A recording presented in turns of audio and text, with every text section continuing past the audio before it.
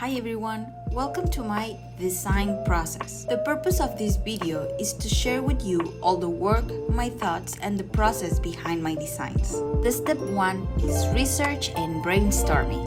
I got the idea of making a lemon squeezer, so I look up to the first lemon squeezer I have memory of, the Alessi Juicy Salif of Philip Stark.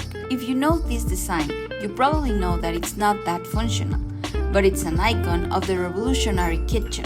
To be honest, I realized I didn't want to make an iconic tool. I just want to make a cute, functional lemon squeezer, and so I got started. Step 2, sketching and choosing a color palette. I started my sketch by thinking of the functional shape of a lemon squeezer and the amount of liquid the container may keep.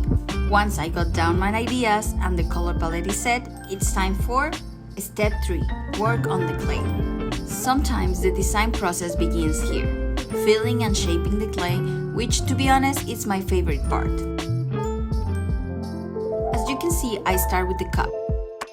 I've done some cups before, so I know how tall I want this one.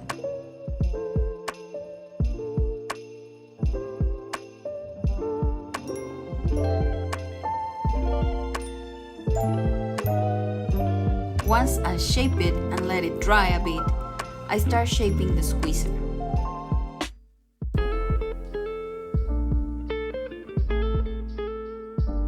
When I start building on clay, I know the importance of calculating the measures of a piece.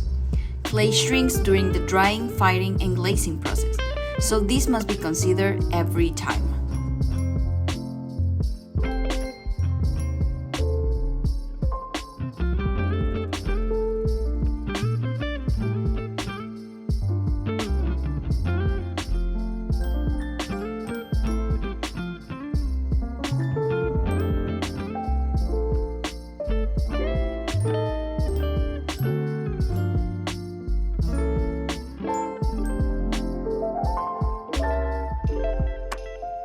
Once the cup and the squeezer are built, it's time to let them dry and take them to Lodoso Pottery Workshop so they get fired and ready for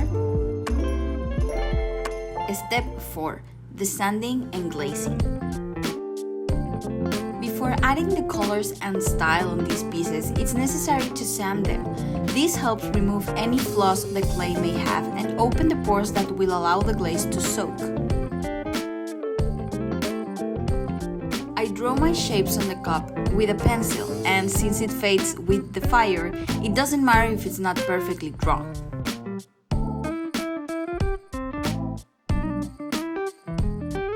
Then, with underglazes, which is basically paints for clay, I add the shapes and colors.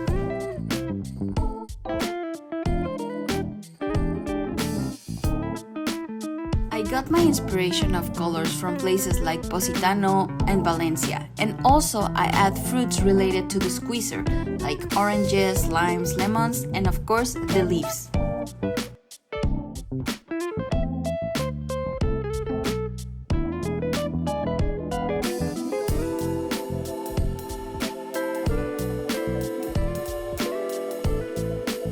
One of the things I love/hate of pottery is that you never know how a piece will turn out from the kiln.